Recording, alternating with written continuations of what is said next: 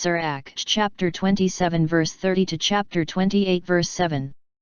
Forgive your neighbor's injustice, then when you pray, your own sins will be forgiven.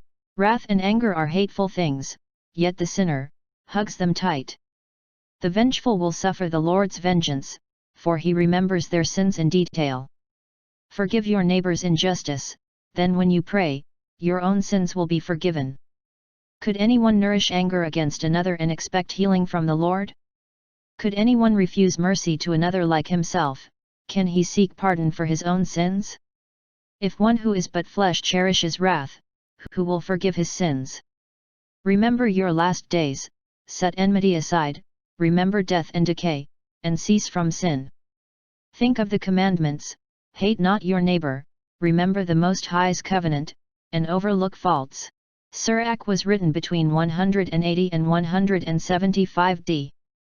Sirach was written in Hebrew by a Jew named Yeshua ben Sirah. It was then translated by his grandson in Egypt. The surname Sirah means the thorn in Aramaic, but in Greek is translated as Sirach. Ben Sirah was a scholar, and a scribe, well versed in the law, especially in the books of wisdom. The early Greek church fathers referred to Sirach as the all-virtuous wisdom. Sirach's work was not accepted into the Jewish biblical canon. It was included in the Septuagint, or Greek Old Testament, and is accepted as part of the biblical canon by Catholics and Eastern Orthodox, but not by most Protestants. Sirach is a collection of ethical teachings which closely resembles Proverbs. Today's reading brings to mind the old saying, when you seek vengeance you should dig 2 graves, one for your victim and one for yourself.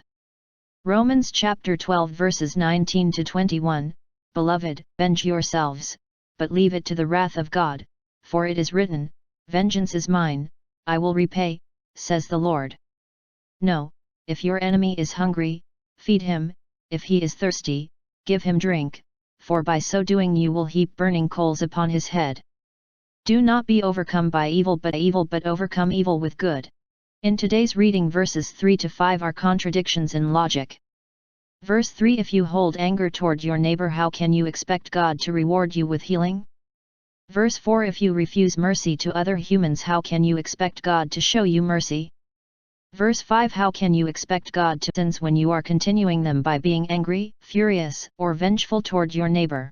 Both verses 6 and 7 begin with the word remember, which presupposes the student, the listener, knows the commandments and realizes that his earthly life will come to an end, and with the end, judgment.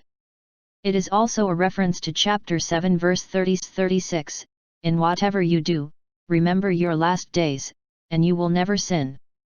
An unforgiving spirit has eternal consequences. Weak people revenge. Strong people forgive. Intelligent people ignore. Albert Einstein.